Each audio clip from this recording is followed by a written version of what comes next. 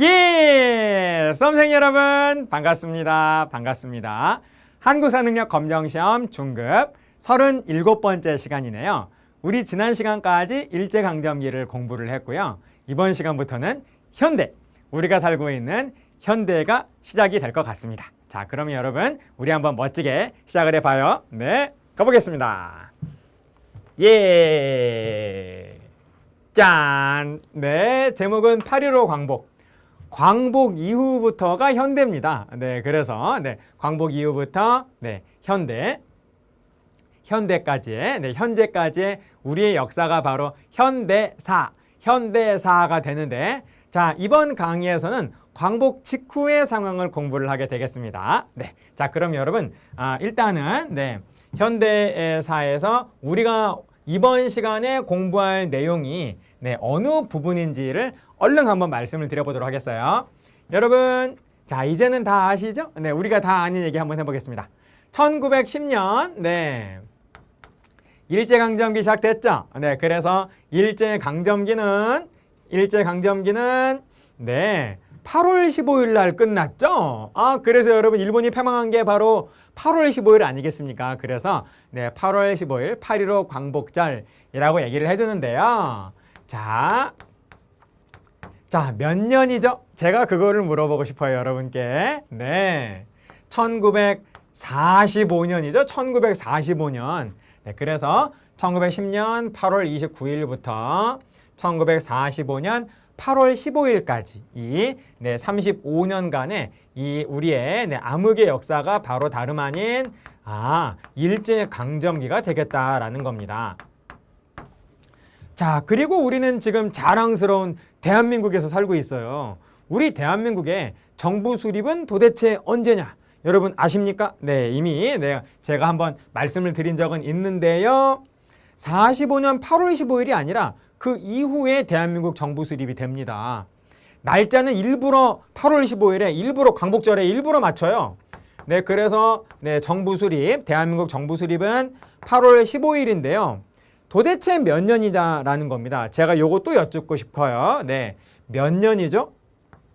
1948년 8월 15일이라는 겁니다. 1948년 8월 15일. 그래서 바로 8월 15일 이후부터 우리 대한민국의 역사가 본격적으로 시작을 하게 되는 것이지요. 그렇다면 여러분 궁금증이 생기지 않나요?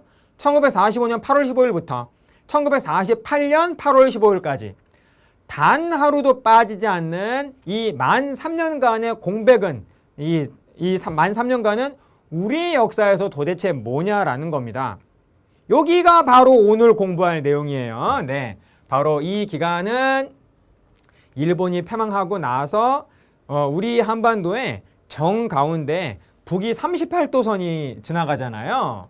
북위 38도선이 지나가서 38선을 기준으로 해서 남쪽과 북쪽에 다른 나라의 군대가 들어와서 우리를 절반씩 통치를 하게 됩니다.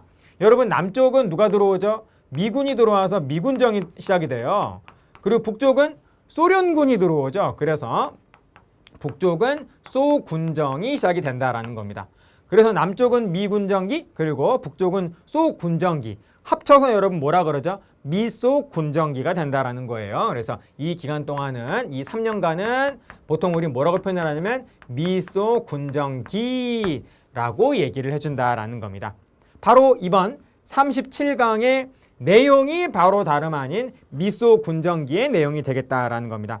미소군정기를 잘 정리를 하셔야 그 이후에 우리 대한민국 정부로 아주 부드럽게 잘 연결이 돼요. 그러니까 여러분 대한민국을 제대로 이해하기 위한 초석으로서 미소군정기는 중요성이 있고, 그리고 미소군정기도 나옵니다. 미소군정기 이 3년간도 정말 잘 나와요. 한 문제 정도는 꼭 나온다라고 말할 수 있는데, 이 미소군정기에서의 가장 가장 일반적인 미소군정기의 출제의 포인트는 뭐니 해도 순서입니다. 뭐가 먼저고 뭐가 나중이냐라는 거예요. 예를 들어서 이승만의 정읍 발언이 제1차 미소공동위원회 그리고 제2차 미소공동위원회가 있을 때 이승만의 정읍 발언이 어디에 속하느냐, 어떤 사건이 먼저고 어떤 사건이 나중이냐라고 하는 것을 순서를 물어보는 경우가 굉장히 많다라는 겁니다. 네, 그래서 제가 미소 군정기 하면서 순서를 중점적으로 좀 설명을 드리겠어요. 그래서 화살표로 가가지고 일본 패망부터 시작을 해서 대한민국 정부 수립까지 가면은 오늘 우리 이번 강의는 이제 종료가 되게 될 것 같습니다. 잘 여러분 기억을 해주세요. 네. 자, 그럼 우리 하나씩 보실까요? 자, 현대로 이제 막 들어가는데 현대가 잘 시작이 되려면 일제강점기의 끝을 잘 알아야 됩니다. 일제강점기의 끝을 잡고 거기에서부터 이제 현대가 시작이 되거든요. 그러므로 일제강점기 끝부분에 우리 독립운동가들이 우리 민족이 어떠한 저항운동을 하였는가, 어떠한 독립운동을 하였는가, 이거부터 먼저 보면서 이제 현대로 넘어가도록 하겠습니다. 자, 광복 직전에 건국 준비 활동이 되겠어요. 가장 중요한 거점이 바로 이제 세 군데가 나오는데요. 세 군데. 일단 미주 지역은 빼고 우리 한반도를 중심으로 해서 봤을 때는 이렇게 세 군데가 된다라는 겁니다. 자, 일단 뭐 충칭, 대한민국 임시정부가 활동하고 있는 중국 충칭. 그리고 요거는 일제강점기의 민족주의의 그 가장 대표적인 중심점이 되겠죠. 그리고 사회주의 세력은 충칭이 아니라 다른 곳에 있었어요. 중국의 예난. 충칭보다 좀 더 위쪽에 있습니다. 북쪽에 있어요. 예난. 그리고 서울을 또 빼놓을 수가 없겠죠. 그래서 광복 직전에 한반도를 중심으로 한 우리의 독립운동은 이렇게 세 군데가 중심지였다라고 말할 수 있다는 겁니다. 충칭, 예난, 서울. 자, 충칭에는 말씀드린 대로 대한민국 임시정부가 있었고, 그리고 예난은 사회주의 단체예요. 원래 조선의용대 화북지대가 예난으로 가서 중일전쟁에서 하에서 일본군과 싸우게 되었는데, 조선의용대의 본부에 이 김원봉 선생님이 충칭에 대한민국 임시정부로 가버리니까 조선의용대 화북지대는 예난에서 자기들끼리 체제 개편을 한다라는 거죠. 그래서 조선 독립동맹을 만들면서 군대도 조선의용대 화북지대에서 이름을 조선의용군으로 바꾸게 되는 것이죠. 자, 그리고 서울. 광복 직전이니까 아직까지는 일제강점기란 얘기죠.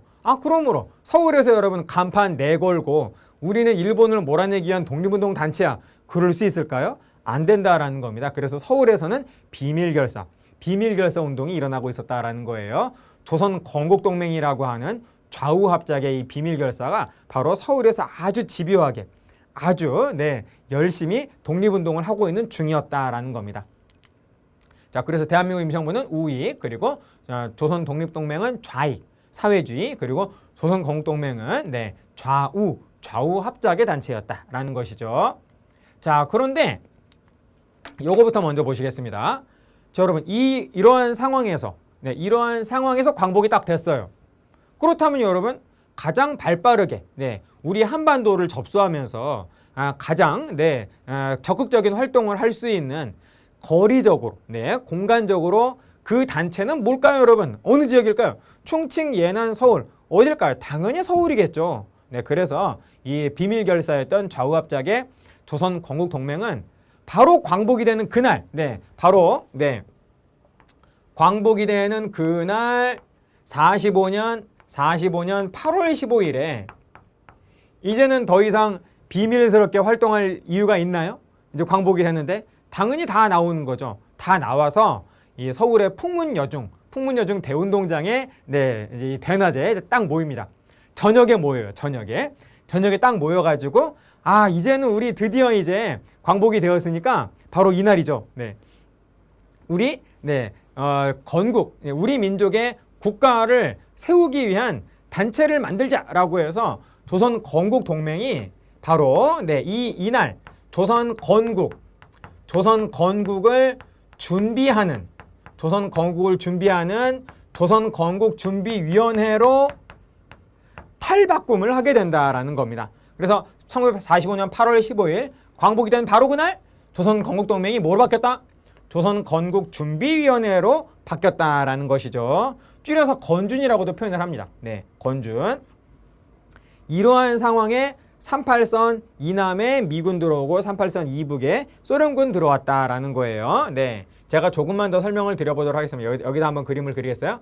요게 바로 38도선이다라고 한다면 미군과 소련군 가운데에서 먼저 들어온 군대는 며칠 차이긴 합니다만은 먼저 들어온 군대는 소련군입니다. 소련군이 8월 24일 날 들어와요. 그래서 소련군이 딱 먼저 들어와서 봤더니 이 건주는 비록 좌우 합작이긴 합니다만은 좌익의 힘이 좀 더 강했어요. 좌익이 좀 더 우세했다라는 겁니다. 그래서 소련군의 입장에서 딱 봤을 때는 뭐 약간의 우익이 있긴 합니다만은 대부분 자기들의 이 사회주의의 동지들이더라라는 거죠. 그래서 이 소련군은, 이 소군정은 이 건준을 인정을 합니다. 건준을 일단 인정을 한다. 그리고 이 소련군과 함께 누가 함께 들어오냐면 김일성이 함께 들어와요. 그래서 그 김일성을 중심으로 한 사회주의, 우리 한국인 사회주의 세력을 앞세워서 소군정은 뒤에서 통치를 합니다. 그래서 사회주의, 김일성을 중심으로 한 사회주의를 통해서 소군정은 간접 통치를 한다라는 거죠. 그래서 간접 통치를 하게 된다. 정치의 전면에 나서는 사람은 소련군의 사주를 받는, 소련군의 지령을 받는 김일성이 북한 쪽에서는 정치의 전면에 나서게 된다라는 겁니다. 자, 이러한 상황에 이 서울에 있던 조선건국준비위원회는 미군이 곧 들어올 것 같은데 이때 나라가 없으면 우리가 지금 건국 준비하고 있는데 얼른 건국을 해버리자. 나라가 없으면 미군이 들어왔을 때 우리를 무시할 거 아니냐라고 해서 일단 조선건국준비위원회는 9월 6일 나라를 하나 건국을 합니다. 실체는 뭐 미미하고요. 그냥 일단 이름만 일단 딱 건국을 해요. 이름만 걸어요. 그 나라 이름이 뭐냐면 조선인민공화국이라는 겁니다. 조선인민공화국을 건주는 건국을 하면서 건주는 없어지게 되는 것이죠. 나라를 건국하기 위한 준비위원회가 나라를 건국을 했으니까 조선건국준비위원회는 9월 6일에 조선인민공화국이 돼버렸다라는 겁니다. 그래서 소련군이 들어왔을 때에는 건준이 있고 그리고 미군이 9월 9일에 3일 후에 들어오거든요. 그때는 건준이 아니라 뭐죠? 인민공화국, 조선인민공화국이 있는 거죠. 미군이 딱 들어와서 봤더니 이 인민공화국 안에 이 민주주의는 별로 없고 사회주의 일색이더라라는 거죠. 사회주의가 훨씬 더 지배적이더라. 그래서 이 미군은 바로 이 인공이라고 보통 표현을 하는데요. 공식적인 표현은 아닙니다. 그냥 제가 간편하게 이렇게 쓰겠어요. 인공, 조선인민공화국을 일단 인정하지 않는다라는 거죠. 부정을 한다라는 겁니다. 여러분 이해되시죠? 소련군이 들어왔을 때에는 건준이었기 때문에 건준을 인정을 했고 인정하느냐 말 것이냐를 놓고 인정을 했고 그리고 미군이 들어왔을 때에는 건준은 없고 인민공화국이 있어서 이거를 인정할 것이냐 말 것이냐를 놓고 미군은 인공을 부정을 했다라는 겁니다. 그리고 소련군하고 또 차이점은 뭐냐면요. 소련군은 사회주의 우리 한국인 세력을 앞세워서 뒤에서 간접 통치를 했는데 사회주의 세력을 통해서 간접적으로 우리 민족을 통치를 했는데 미군은 자신들이 직접 통치를 해요. 그래서 모든 한국인들이 만든 단체를 일단 밀면서 제끼면서 자신들이 우리 남한 지역을 직접 통치를 한다라는 겁니다. 기세 좋게 직접 통치한다라고 표방을 하긴 했는데 당시 미군들이 이 미군정이 우리 민족에 대해서 아는 게 별로 없었어요. 그리고 우리 그 민족의 골수에 사무친 이 반일 감정 또한 제대로 인식하지 못했다라는 겁니다. 아는 것도 별로 없고 그래서 결국 누구랑 연합을 하게 되냐면 누구를 다시 기용을 하게 되냐면 일제강점기에 조선총독부, 한국인 조선총독부 직원, 일제강점기에 한국인 종로경찰서 경찰. 여러분 그 사람들이 뭐죠? 친일파들 아니에요. 친일파들을 다시 재기용하게 된다라는 겁니다. 그러면서 일제강점기에 친일 행위를 하던 이 친일 세력들이 이 군정에 지원을 받으면서 다시 부활하는 그런 어떤 모습이 이제 38선 이남 지역에서는 나타나게 된다라는 것이죠. 그렇게 좀 이해를 해주시면 참 좋을 것 같습니다. 그리고 그 외에도 여러 단체들이 막 이제 광복과 함께 만들어지고 있었어요. 가장 대표적인 민족주의 단체는 한국민주당이라고 하는 네, 민족주의 단체가 있었고요. 그리고 사회주의 단체는 치안유지법으로 없어졌다가 일제강점기에 없어졌다가 광복과 함께 박헌영에 의해서 다시 부활한 조선공산당이 있었다라는 겁니다. 사회주의는 조선공산당, 그리고 좌우합작에 건준이 있고, 그리고 민족주의 쪽에서는 한국민주당 이렇게 있었다라는 거죠. 사회주의 조선공산당, 그리고 좌우합작에 건준, 그리고 조선인민공화국, 그리고 민족주의 한국민주당. 그런데 이들 가운데에서 가장 많이 일제강점기에 친일을 했었던 친일파가 많이 속해 있었던 쪽은 한국민주당 쪽이었다라는 겁니다. 네, 그렇게 좀 이해를 해주시면 되겠어요. 자, 여러분, 자 그러면 이제 본격적으로 우리 미소 군정기를 들어갈 수 있을 것 같은데, 네, 그 전에 먼저 이거부터 간단하게 이 태평양 전쟁, 그러니까 제2차 세계대전 중에 이 연합군들이 모여가지고 연합국이 모여서 태평양 전쟁에서 승리한 다음에 2차 세계대전에서 승리한 다음에 어떻게 할 것인가를 논의를 했어요. 그러면서 일제의 식민지였던 여러 나라들에 대한 독립도 논의를 했겠죠. 당연히 우리 민족에 대한 독립 논의가 있었을 겁니다. 그것이 바로 국제회담, 국제선언이라고 볼 수 있겠습니다. 모두 제2차 세계대전 전쟁 중이고요. 가장 대표적인 게 1943년에 있었던 카이로 회담이 있겠어요. 이집트 카이로에서 미국, 영국, 중국 이렇게 세 개의 국가가 모여가지고 최초로 포츠담 회담이 그 이후에 있고 최초로 카이로 회담에서 한국의 독립을 보장을 했다라는 겁니다. 근데 아쉬움이 좀 있습니다. 일본이 패망함과 동시에 일본이 패망하면 자동적으로 즉시 한국을 독립시킨다라고 했으면 참 좋았을 텐데, 당시 카이로 선언의 문구는 적당한 시기에 일본이 패망하고 나서 그 이후 적당한 시기에 한국을 독립시킨다라고 하는 굉장히 애매모호한 문구였다라는 거예요. 이것이 바로 분단의 그 최초의 시초가 아니냐라고 하는 그런 어떤 역사적 평가도 좀 있습니다. 그리고 카이로 회담하고 포츠담 회담 사이에 얄타 회담이 있거든요. 그래서 보통 카얄포 이런 식으로 외우는데, 중간에 있는 얄타 회담은 이때 그 1945년에요. 이제 여름에 독일은 패망하고요. 내내 독일과 유럽 쪽에서 싸우고 있던 소련군이 이제 독일이 망했으니까 이제 군대를 아시아 쪽으로 이렇게 돌려서 이제는 여전히 버티면서 싸우고 있는 일본과 싸우겠다라고 하는 소련군의 대일전, 일본과 싸우는 대일전에 참전하겠다라고 하는 것을 발표한 게 바로 얄타 회담이 되겠다라는 겁니다. 포츠담 회담이 그 다음에 나온다라는 거예요. 자, 그래서 포츠담 회담은 한국의 독립을 재확인했다라고 하는 그런 어떤 역사적 의의가 있다라는 겁니다. 여러분 이해되시죠? 이러한 국제사회에서의 약속도 시험 문제에서 나올 가능성이 있어요. 단독의 문제로 나올 가능성도 있을 뿐만 아니라 어딘가 단독 문제에 그 포함되는 일부 지문 또는 뭐 일부 보기 가운데 하나로 또 등장을 할 수 있으니까 이것도 여러분 잘 챙겨 주십시오. 자, 좋습니다. 자, 그러면 우리 하나씩 미소 군정기의 순서를 한번 쭉 화살표로 이렇게 쭉 한번 길게 한번 가보도록 하겠습니다. 여기에서 미소 군정기에서 지금 제가 설명할 내용에서 아마 문제가 나올 겁니다. 자, 그럼 여러분들 하나씩 해봐요. 자, 제일 먼저 광복 1945년 8월 15일에 제2차 세계대전, 즉 태평양 전쟁 쪽에 여기에서 연합군에 맞서서 계속 싸우고 있던 일본이 무조건 항복하죠. 무조건 항복하면서 당시 일본이 패망하면서 일제의 식민 지배를 받고 있던 우리 한국은 바로 다시 독립을 하게 됩니다. 그래서 광복을 맞이하게 되는 것이죠. 광복. 해방 또는 광복을 맞이했다. 그러자 바로 우리가 독립국가를 바로 건국을 한 것은 아니고 정부 수립을 한 것은 아니고 3년간의 공백기가 있었다. 이미 설명드린 내용이기 때문에 그냥 간략하게 그냥 써보기만 하겠습니다. 북위 38도선을 기준으로 해서 남쪽은 어느 나라 군대가 들어온다고요? 미군이 들어온다. 미군정. 그리고 북쪽은 소군정.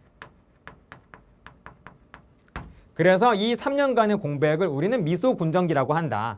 적진 않겠습니다. 네, 소련군은 김일성을 앞세워서 간접 통치하고, 네, 그리고 미군은 자신들이 직접 통치하려다가 잘 안 되니까, 예, 이 한국 민족에 대해서 잘 모르니까 일제강점기에 한국인으로서 일본을 도와서 친일 행위를 하던 사람들을 다시 재기용을 하게 되었다.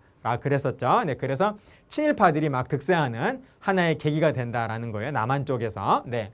자, 이렇게 매우 혼란스러운 이러한 상황에 우리의 한국 문제를 논의를 하는 아주 중요한 회담이, 네, 그해 겨울에 12월 달에 모스크바에서 열렸습니다. 네, 그래서 이 모스크바에서 1945년 12월이에요. 45년 12월에 미영소 이렇게 세 나라가 모였어요. 세 나라가 모여가지고 바로 제2차 세계대전 이후의 문제를 논의를 하면서 우리 한국 문제도 협의를 했다라는 겁니다. 미영소에 정상이 모인 것이 아니라요, 각 나라를 대표하는 외무부 장관들이 바로 모스크바에 모였어요. 그래서 이것을 우리는 뭐라고 표현을 하냐면요, 모스크바 삼국 외상, 외무부 장관이라는 뜻이에요. 모스크바 삼국 외상 회의라고 한다라는 거죠. 이 세 나라는 어느 나라라고요? 미영소, 네, 미국, 그리고 영국, 그리고 소련, 네, 요렇게, 네, 세 나라가 되겠습니다. 이 모스크바 삼국 외상 회의에서 우리 한반도 문제를 결론을 내렸는데, 앞으로 어떻게 하기로 했냐면, 일단, 네, 일본이 패망하고 우리 한민족은 다시 광복을 했으니까 일단 한국인들로 정부를 구성을 해줘야 되는데, 나라 세우면서 정부 구성해야 되는데, 한국인들은 아직까지, 네, 정식 정부를 구성을 할 만한, 정식 정부를 운영을 할 만한 자립의 능력이 없다라고 판단을 한 거예요.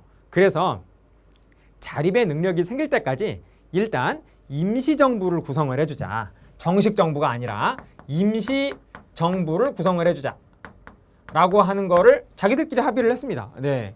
그래 놓고 나서 이 임시정부 구성을 하기 위해서는 현재 한반도를 절반을 차지하고 있는 나라는 미국이고 절반을 차지하고 있는 나라는 소련이니까 이 임시정부 구성을 위한 구체적인 세부 문제 논의는 두 나라가 해야겠죠. 미국하고 소련이 한다. 네, 그래서 미소 공동위원회를 앞으로 개최를 해가지고 뭐 하기로 한다? 임시정부를 구체적으로 세워주자라고 하는데 자기들끼리 합의를 했다라는 거예요. 네. 자, 그리고 이게 정말로 아주 치열한 갈등이 일어나게 되는 세 번째 원인인데요. 임시정부잖아요. 임시정부. 그러니까 이 임시정부가 자립의 능력을 가질 때까지는 어쩔 수 없다.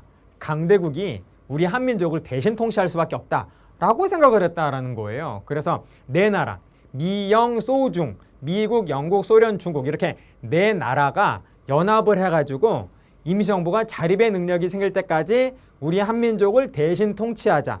최장 5년 동안. 그 대신 통치를 뭐라고 표현을 했냐면요, 신탁통치라고 했다라는 겁니다. 최장 5년, 가장 길게 신탁통치, 길게 5년으로 봐서 신탁통치 5년의 기간을 갖자라고 하는데 합의했다라는 거예요. 그래서 미소 공동위원회의 이 모스크바 삼국 외상회의의 이 세 가지의 결정이 바로 이렇게 세 개다라는 겁니다.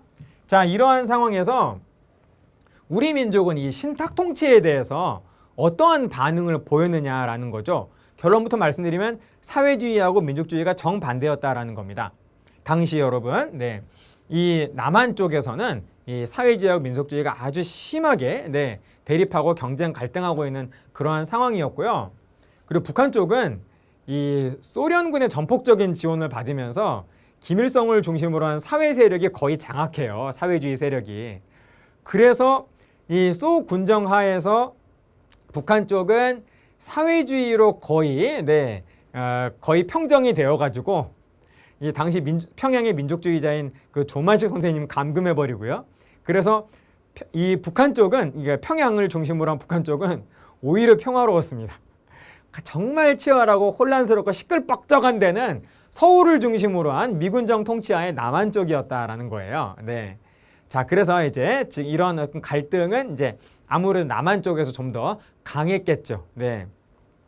자, 그래서 신탁통치 남한, 서울을 중심으로 말씀을 드리면, 자, 일단 사회주의하고 이 좌익과, 네, 이 민족주의는 처음에는 신탁통치 결정의 소식을 들었을 때 처음엔 양쪽 다 반대했어요. 양쪽 다 반대했습니다. 네, 그래서 신탁통치 반대한다. 반탁이라고 했거든요. 반탁. 민족주의 역시 모두 반탁. 사실은 이 내용은 조금 더 복잡합니다. 조금 더 복잡한 비하인드 스토리가 있는데 우리 한능검에서는 이 정도만 아시면 아주 훌륭합니다. 네, 더 깊이 들어가시면 안 돼요. 그건 한국사에 대한 어떤 학문적인 연구가 되는 거고 한능검을 앞둔 우리 수험생의 입장에 대해서는 입장에서는 더 깊이 이 부분을 알려고 한다면 오히려 그거는 시간적으로 손해다라는 것이죠. 이렇게만 기억을 해 주십시오. 자, 그러다가 사회주의는 입장을 바꿔요. 입장을 얼마 후에 입장을 찬성한다로 바꿉니다. 모스크바 삼국 외상회의 결정을 대체적으로 지지한다 라고 하면서 입장을 180도 바꾸게 된다는 겁니다.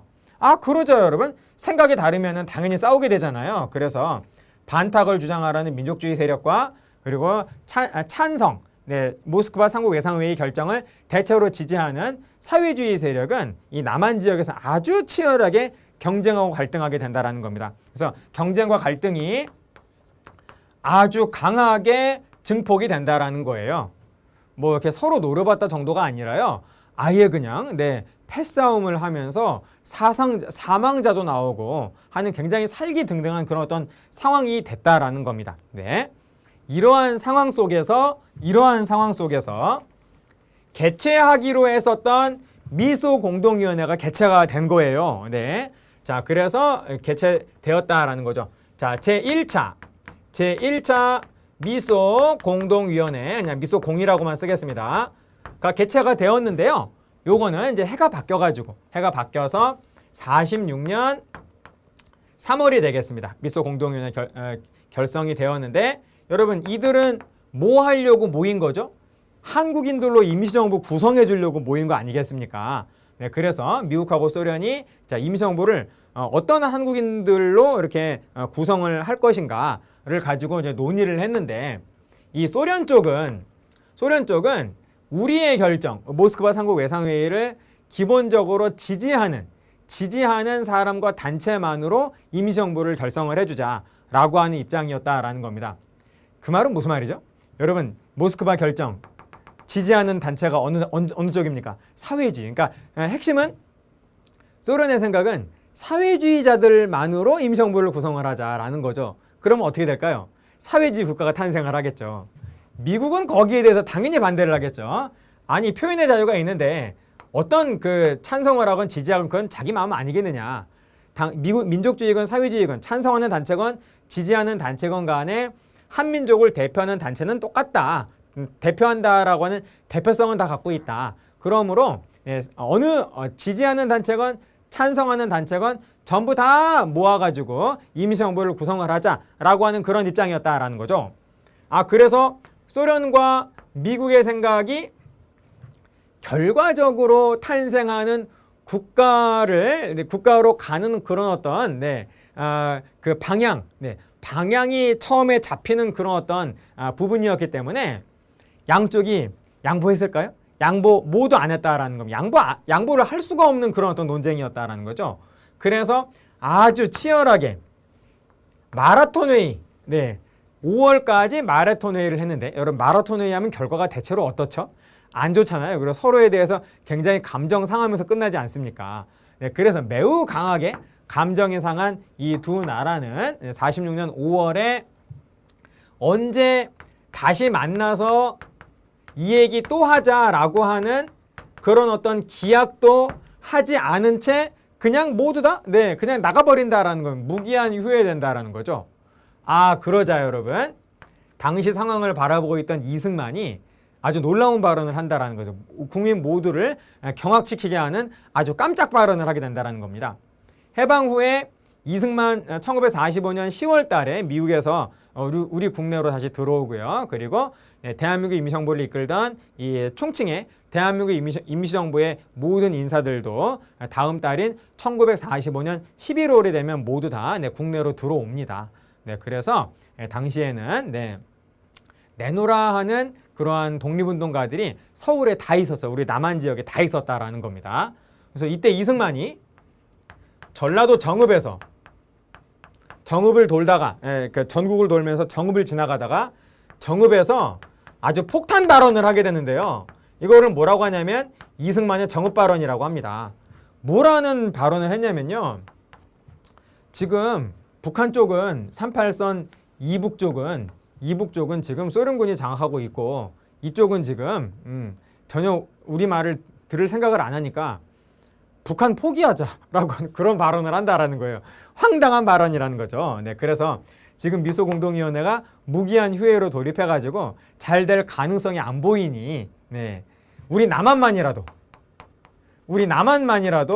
38선 이남만이라도 단독 정부를 수립을 하자라고 하는 엄청 폭탄. 그전까지는 여러분 분단은 모두가 생각하지 않은 거였거든요. 그런데 분단을 하자라고 하는 그런 폭탄 발언을 한다라는 겁니다. 아, 그러자 네, 모두가 깜짝 놀라면서 말도 안 된다. 좌익과 우익이 지금 견해의 대립은 있지만 힘을 합쳐가지고 결국 통일된 국가를 만들자라고 하는 통일 국가를 만들기 위한 노력이 바로 이승만의 정읍 발언에 대한 반발로서 나오게 되는 것이죠. 네, 그거를 뭐라고 하냐면요. 바로 좌우합작위원회라고 합니다.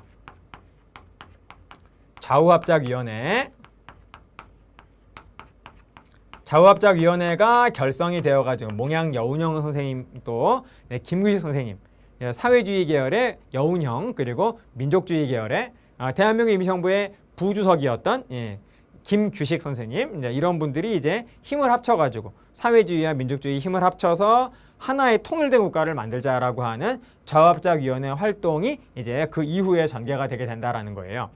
그래서 46년 5월에 미소공동위원회 무기한 휴회되고 이승만 정읍 발언된 거는 46년 6월입니다. 그리고 좌우합작위원회가 탄생하게 된 건 7월이 된다라는 거예요. 5월 그리고 6월 7월 이렇게 기억을 해 주십시오. 그리고 이 당시에는 사회주의건 민족주의건 다 모이자라고 하는 그런 어떤 활동이 좌우합작위원회 활동이기 때문에 당시 임시정부를 구성을 할 때 좌익이건 우익이건 지지하는 단체건 아니면 반대하는 단체건 무조건 다 합치자라고 하는 그러한 생각을 가진 게 당시 미군정이잖아요. 그래서 미국의 입장과 좌우합작위원회의 생각은 같았기 때문에 이 당시에는 미국이 좌우합작위원회를 지원을 합니다. 그래서 미군정의 지원을 받으면서 이들이 굉장히 많은 활동을 하게 된다는 거예요. 그리고 이때 이승만은 정읍 발언으로 이승만에 대한 국민에 대한 지지도가 급격히 하락합니다. 그래서 이때에는 미국이 이승만을 포기할 마음을 먹었던 것 같아요. 네, 그렇습니다. 자, 이러한 상황 속에서 제2차 미소공동위원회가 또 열리게 됩니다. 그런데 해가 바뀌어요. 1년이나 지난 다음에 미소공동위원회가 열리게 된다는 거죠. 그래서 2차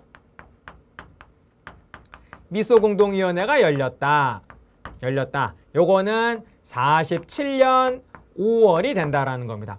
제2차 미소공동위원회가 열렸는데 이때에는 뭐 3개월 동안 마라톤 회의 하지도 않았어요. 만나자마자 헤어졌습니다. 만나자마자 헤어졌다. 자, 이거를 뭐라고 표현할 수 있냐면 그냥 결렬. 만나자마자 소련과 미국이 뭐 얘기 잘 해보지도 않고 바로 헤어지는 데에는 다 이유가 있습니다. 아주 중대한 계기가 있거든요. 아주 중대한 전환점이 있는데 요 사이에 바로 냉전이 시작이 돼요. 냉전이 시작이 된다. 냉전이 시작을 하게 된다라는 겁니다. 여러분, 냉전이란 무엇이죠? 제2차 세계대전 때에는 사회주의의 그 소련과 그리고 민주주의의 미국, 뭐 사회주의건 민주주의건 할 거 없이 공동의적인 독일 또 일본과 일본에 맞서서 함께 힘을 합쳐서 싸웠잖아요. 근데 2차 세계대전이 끝난 다음에 이제 전 지구상에 전 세계의 주도권을 놓고 민주주의의 이 미국을 중심으로 하는 민주주의와 그리고 소련을 중심으로 하는 사회주의가 전 세계의 주도권을 놓고 비록 전쟁을 벌인 건 아니지만 전쟁을 방불케 하는 아주 치열한 초긴장 상태가 시작이 됩니다. 그걸 여러분 뭐라 그러죠? 콜드워, 냉전이라 그러잖아요. 그래서 냉전이 이때 시작이 되어가지고 정확히 말씀드리면 2달 전에 47년 3월 달부터 냉전이 시작이 되거든요. 네, 47년 3월. 7년 3월. 구체적으로는 이 트루먼 독트린이라고 하는 게 있습니다. 여기 잠깐 한번 적어볼까요, 여러분? 이쪽에다 한번 얼른 적고 지우겠습니다. 트루먼 독트린. 독트린은 외교정책 선언이에요. 네, 앞으로 우리나라는 외교적으로 이런 식으로 나가겠다라고 하는 그런 어떤 선언을 독트린이라고 하고요.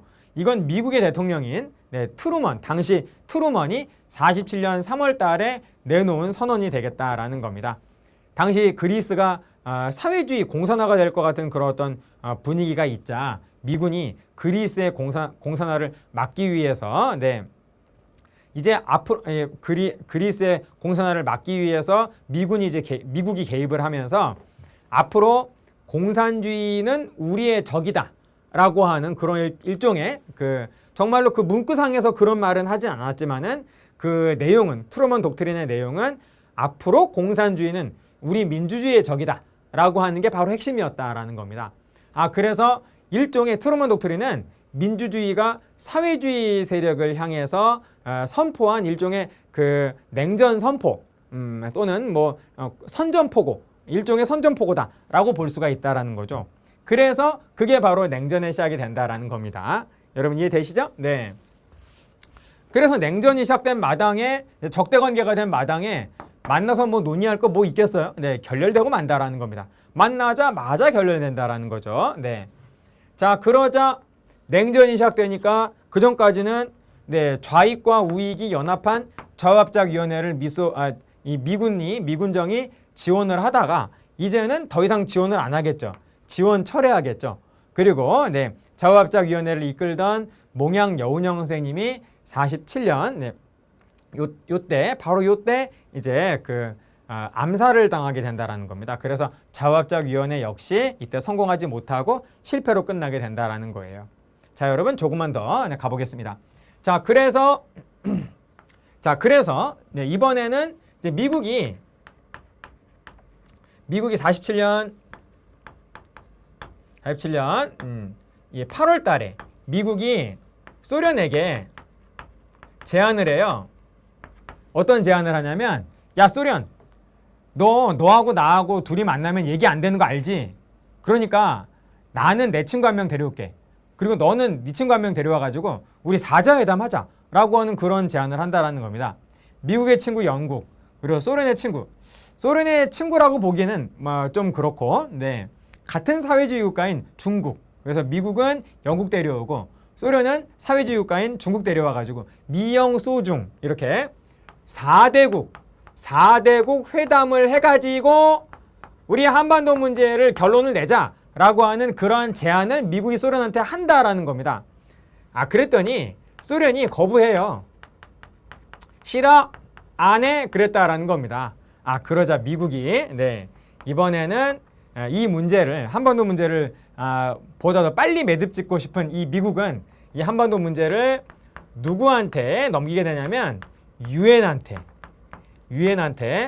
한반도 문제를 넘기게 된다라는 겁니다. 한반도 문제를 상정하게 된다라는 거예요. 유엔 봤지? 소련이 지금 뭔가 내가 좀 해보려고 하는데 아무런 협력을 안 해. 그러므로 유엔이 너희가 한반도 문제를 좀 해결해 주라 라고 하는 그런 어떤 상정을 하게 된다라는 겁니다. 이게 47년 9월의 일이에요. 자, 그러자 유엔이 이제 그 한반도 문제, 그 안건을 받아가지고 한반도 문제를 고민해가지고 이제 결론을 내리게 된다라는 겁니다.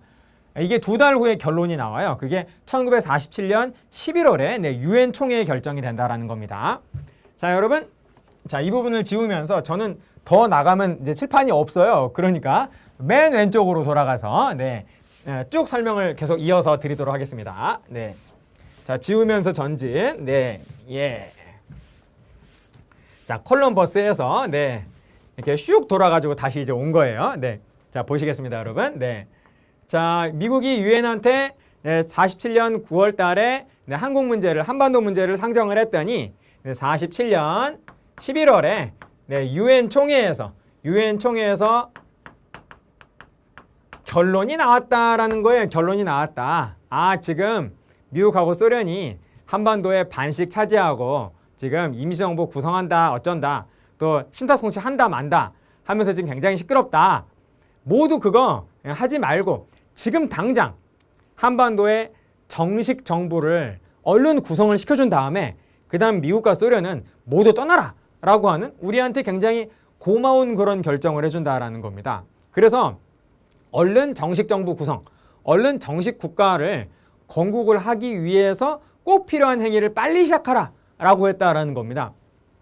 그 꼭 필요한 행위가 뭘까요? 선거부터 해야죠. 선거부터. 자, 여러분 얼른 적고 지우겠습니다. 이쪽은. 네. 자, 여러분 국가가 수립되기 위해서는 국가가 먼저고 헌법이 나중일까요? 아니면은 헌법이 먼저 생기고 국가가 나중일까요? 헌법이 먼저라는 겁니다. 여러분이 어떤 그 사업을 시작을 한다, 뭐 간단한 뭐 장사를 한다라고 가정을 해보겠어요? 네, 개업을 한다라고 하면은 모든 준비 다 해놓고, 건물도, 그 가게 그 장소도 물색을 해가지고, 가게, 다 계약도 하고, 임대 계약도 하고, 그리고 거기에 이제 물건들도 다 준비를 하고, 모든 준비를 완벽하게 끝낸 다음에 그 다음에 개업식 하잖아요. 자, 이제 우리 가게 오픈했습니다. 자, 모두 물건 사러 와주세요. 네, 이렇게 하지 않습니까? 그러니까 여러분, 그런 작은 그 가게 오픈하는 것도 준비 다 한 다음에 그 다음에 오픈을 선포한다라는 겁니다. 국가는 어떻게 했습니까? 맨 마지막에 바로 정부 수립 선포가 이루어진다라는 거예요. 헌법이라고 하는 것은 바로 국가를 만드는 법 아니겠습니까? 국가를 조직하는 법이라는 거예요. 그래서 헌법을 먼저, 헌법이 먼저 나온 다음에 그 헌법의 내용대로 헌법에 근거해서 바로 국가가 탄생을 하는 것이죠. 그런데 여러분, 헌법은 누가 만드나요? 그 나라의 사람이, 그 민족의 대표할 만한 민족 지도자들, 즉 그 국민을 대표하는 국민의 대표들이 다 모여가지고 국민의 대표가 모여서 논의를 해서 헌법이 만들어지는 거죠. 그렇죠? 국민들의 대표의 모임, 여러분 두 글자로 뭐라고 할까요? 헌법이 만들어지기 위해서는 일단 국회가 있어야 합니다. 국회가 모여서 국회의원들이 헌법을 만들고 그 헌법에 근거해서 국가가 만들어지게 된다는 거예요. 국회 만들려면 뭐부터 해야 되죠, 여러분? 사람부터, 즉 국회의원부터 뽑아야 된다라는 거죠. 국회의원. 그러니까 제일 먼저 해야 될 건 뭘까요, 여러분? 국회의원을 뽑는 국회의원 선거부터가 바로 그 첫 단추, 첫 출발이 되는 건국의 출발이 된다라는 겁니다. 이해되시죠?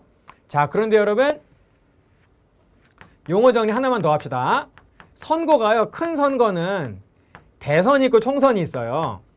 자, 뽑는 사람이 다릅니다. 여러분, 이 중에 대통령 선거가 있습니다. 여러분, 대통령 선거가 뭘까요, 둘 중에? 대선이죠, 대선. 총선은 국회의원 선거죠. 그러므로 대통령 선거는 대선, 그리고 국회의원 선거는 총선이다라는 겁니다. 그래서 이때 유엔 총회가 국가를 탄생시키기 위한 첫 출발점으로 바로 우리한테 요구한 게, 우리한테 하라라고 한 게 뭘까요? 바로 총선거라는 겁니다. 총선거를 실시하라 라고 했다라는 것이죠. 요거 이해되시죠, 여러분? 총선거를 바로 실시하라. 그리고 남북한 통일 국가를 만들어야 되니까 당연히 남북한 통일 총선거를 실시하라 라고 했다라는 겁니다. 유엔 총회 결정이 총선거. 그리고 우리 한반도에 우리 국민들은, 우리 민족은 단 한 번도 민주적인 선거란 걸 해본 적이 없다. 그러므로 우리 이 유엔 총회에서 이 대표단을 구성을 해서 총선거 도우미, 선거를 잘 민주적으로 할 수 있도록 도와주는 도우미 겸 민주적인 어떤 선거, 부정선거 안 되도록 선거를 감시하는 선거 도우미 겸 감독단, 감시단을 바로 유엔 총회에서 파견을 해주게 된다는 겁니다. 여러분, 그거를 뭐라고 하냐면 유엔 한국 임시위원단이라고 해요. 유엔 한국 임시위원단을 파견한다 라고 하는 두 개의 결정을 해주게 된다는 겁니다. 그러니까 나라를 건국해주기 위한 도우미가 되는 거죠.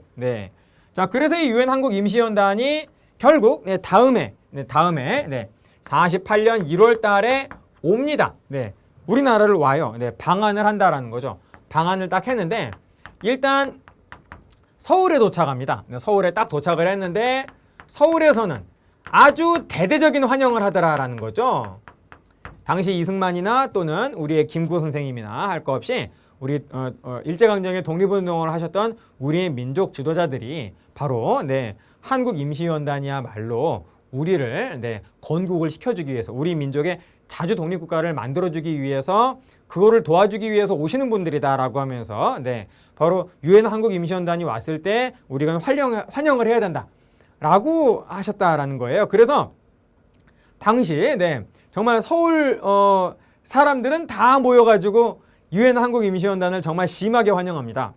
그래서 이들이 바로 선거를 도와주게 된다는 거예요. 총선거를 할 때는 일단 선거구를 나눠야 되고 그리고 투표용지 그리고 투표소는 이렇게 차리고 그래서 투표함에 이렇게 넣어가지고 이런 식으로 하는 거예요. 라고 하는 걸 다 가르쳐줘요. 가르쳐준 다음에 이제 서울은 이제 38선 이남은 됐죠? 이제 북한 쪽을 가서 또 도와주겠습니다. 라고 해서 이들이 네, 방북을 하려고 그랬더니 방북 평양 요쪽을 네, 방문을 하려고 그랬더니 여러분 소련과 김일성이 바로 이들의 방북을 거부합니다. 네, 그래서 평양에서는 못 갔다라는 거죠.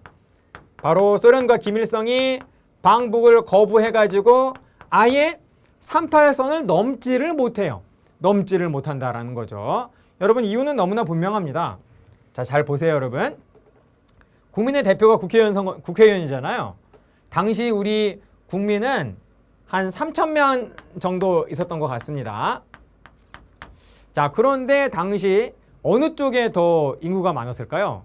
남한이 훨씬 많았다라는, 남한이 2배였다라는 겁니다. 그래서 3,000만이 북한이 한 1,000만 있고 그리고 남한이 한 2,000만. 지금도 그렇잖아요.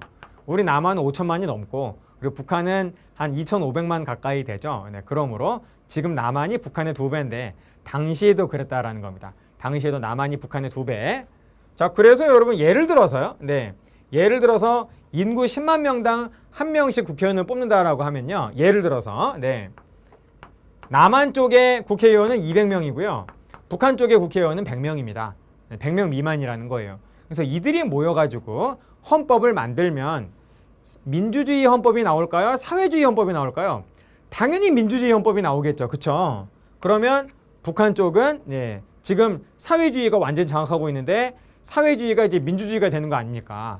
네, 그래서 그거를 네, 하기 위해서 결과적으로 그것을 하기 위해서 오는 단체를 당연히 이들은 거부를 했겠죠. 네, 그래서 거부를 당한 이 한국임시위원단은 다시 유엔으로 돌아가서 지금 상황이 이렇다.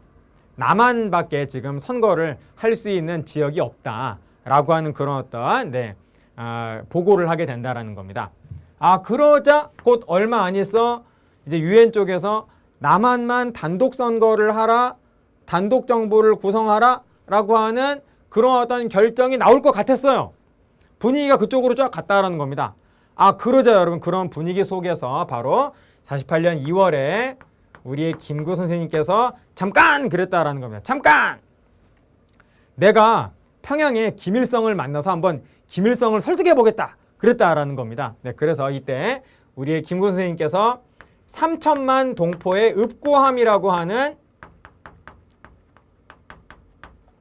우리의 3천만 동포에게 울며 고한다라고 하는 글을 발표를 하신다라는 거죠. 네. 그래서 남한만 단독 정부 만드는 건 절대 안 된다라고 하면서 나는 38선을 베고 죽을지언정 남한 단독 정부 선거에 참여하지 않겠다. 네. 단독 정부를 만드는 데에는 참여하지 않겠다라고 하는 그런 어떤 발표를 하시면서 김일성한테 남북 협상, 남한과 북한이 네, 지도자들이 만나서 바로 협상을 하자라고 하는 남북 협상을 제안을 한다라는 겁니다. 남북 협상을. 네. 그런데 이때에는 김일성이 아무런 대답을 안 줘요. 그래서 이것 봐. 유엔이 조금 기다렸거든요. 김구 선생님의 이런 어떤 행보를 조금 기다렸는데 북한 쪽에서 아무런 반응이 없으니까 유엔은 바로 그 직후에 이게 2월 10일의 일이고요. 바로 직후 48년 2월 26일에 날짜는 여러분 모르셔도 돼요. 순서만 아시면 됩니다. 2월 26일에 유엔 소총회에서 이번에는 남한만이라는 구체적인 말은 하지 않았습니다. 지금 가능한 지역이 있는데 가능한 지역만이라도 일단 선거를 하라라고 하는 두 번째 결정을 해주게 된다는 겁니다. 여러분, 가능한 지역, 참 말은 좋아 보이는데, 자, 이거는 이 가능한 지역은 어디죠? 남한 지역이죠. 결국 남한만 선거를 하게 되면 어떻게 되는 건가요? 유엔 소총회 이 결정은 분단하라라는 그런 결정입니다. 분단의 결정이 나왔다라는 겁니다. 그러니까 여러분, 당연히 이 분단을 원하지 않은 우리 민족은 당연히 여기에 대해서 반대를 했겠죠. 네, 그래서 실제로는 이건 남한 단독 선거란 얘기예요. 단독 정부, 네, 남한 단독 정부 수립을 의도하는 그러한 결론이 되겠다라는 겁니다. 그래서 여러분, 여기에 대한 반대가 이 전에 나왔던 이 3천만 동포의 읍권, 이 김군 선생님의 이 첫 번째가 되는 거고요. 네, 그리고 두 번째가 바로 제주도 4.3 사건이 되겠습니다. 제주도의 4.3 사건, 4월 3일, 48년 4월 3일에 일어났는데요. 아까도 말씀드렸다시피 미군정 하에서 친일 관료, 그리고 친일 경찰들이 다시 원래 일제강점기 하던 일을 다시 회복을 하면서 당시 경찰 가운데에서는요, 이 경찰 중에서 친일 경찰이 정말로 많았대요. 네, 그런 어떤 상황에서 제주도 역시 일제강점기에 그렇게 우리를 탄압을 하던 친일 경찰들이 다시 경찰이 된 인물들이 무지하게 많았는데, 이러한 상황 속에서 제주도에서 남한 단독 정부 수립을 반대하는 그런 어떤 운동을 전개하게 되자 이 친일 경찰들이 총을 쏜 겁니다. 발포를 한 거예요. 그래서 제주도의 도민들 역시 여기에 맞서서 이제 친일 경찰들하고 이제 싸움을 하게 되는데요. 그래서 파출소를 이렇게 습격을 해가지고 무기를 얻어서 바로 제주도의 도민들과 바로 경찰들이 이제 싸우게 되는데, 이 과정에서 정말 많은 제주도의 도민들이 학살을 당합니다. 그래서 우리 한국 역사에서 정말 가슴 아픈 그 오점 가운데 하나가 된다라는 거예요. 네. 자, 그래서 굉장히 많은 당시 제주도의 도민들 가운데에서 굉장히 많은 분들이 이때 희생을 당하시게 된다라는 겁니다. 이 제주도의 4.3 사건은 다음 해까지 가요. 그러니까 결국 이렇게 해서 50총선거를 이대로 50총선거해서 이승만 정부가 탄생을 하거든요. 이승만 정부 탄생한 이후에도 이 제주도 4.3 사건은 계속 이어진다라는 겁니다. 계속 이어져서 당시 여수 순천의 군대에서 문제가 또 발생을 했는데요. 자, 여러분, 여기 잠깐만 그림을 한번 그려보도록 하겠어요. 우리 남해안 쪽만 얼른 그리겠습니다. 자, 이게 고흥반도고 이게 여수반도. 자, 부산이 이렇게 있죠? 네. 제주도는 여기 이렇게 있고요. 네. 제주도에서 4.3 사건이 계속 발생하고 있었는데요. 계속 이어지고 있었는데, 여수 순천, 여러분 여수가 어디냐? 여기가 여수고요. 여기가 순천입니다. 여수 순천, 이 여수 순천에 군대가 있었는데요. 10월 달에 이 군인들은, 여수 순천 지역의 군인들은 제주도 4.3 사건을 어떻게 바라보고 있었냐면 누구 편이었냐면요, 제주도 도민 편이었습니다. 그래서 제주도 도민 이겨라 마음속으로 그러고 있었는데, 이미 이승만 정부가 탄생을 했잖아요. 이승만 정부가 뭐라 그러냐면 제주도에 가서 제주도 4.3 사건을 진압하라. 그러니까 자신들이 지금 마음속으로 지지하고 있는, 응원하고 있는 제주도 도민들을 죽여라! 라고 하는 그런 명령을 이승만 정부가 한 겁니다. 그래서 이들은 황당해진 이들은 여기에 대해서 이 항명, 이승만 정부의 명령에 저항해서 이 여수 순천의 군인들이 잠시 여수반도를 장악한 적이 있었어요. 그게 바로 뭐냐면 여수 순천 11구 사건이 된다라는 겁니다. 자, 요렇게 있고요. 자, 또 참으로 많은 이런 어떤 남한 단독 정부 반대 운동이 일어나게 되는데요. 여러분, 이때 남북 협상을 제안을 했었던 바로 이때 2월 10일 이때에는 김일성이 암소리 안 하다가 그 이후에 남북 협상은 정말로 이루어집니다. 정말로 이루어져요. 그래서 언제냐면은 결국 4월 19일부터 23일까지 아무튼 4월 말이라고 생각을 하시면 되겠어요. 이 남북 협상은 4월에 이루어지는데 정말로 남한을 대표해서 김구 선생님과 김규식 선생님이 평양을 방문해서 김일성과 만나가지고 회담을 합니다. 남북 협상을 해요. 그래서 거기에서 어떤 결론을 내리냐면 김구와 김규식 선생님 즉 대한민국 임시정부 계열은 절대로 남한 단독 선거할 때 거기에 참여하지 않는다라고 하는 그런 어떤 결론을 내고 다시 서울로 돌아오게 된다라는 겁니다.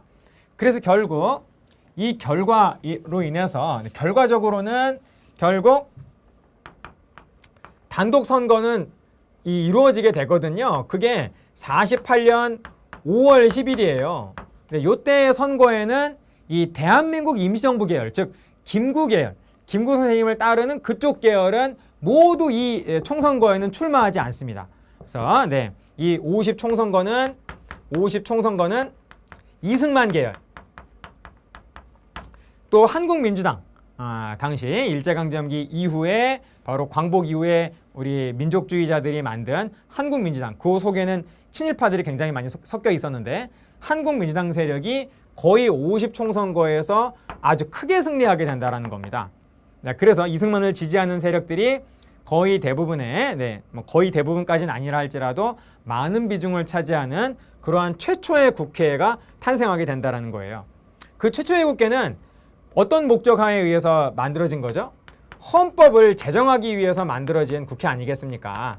그래서 재헌국회가 만들어지고 이 재헌국회에서 헌법이 나오게 되는 거죠. 이게 바로 우리 대한민국의 재헌헌법이 된다는 겁니다.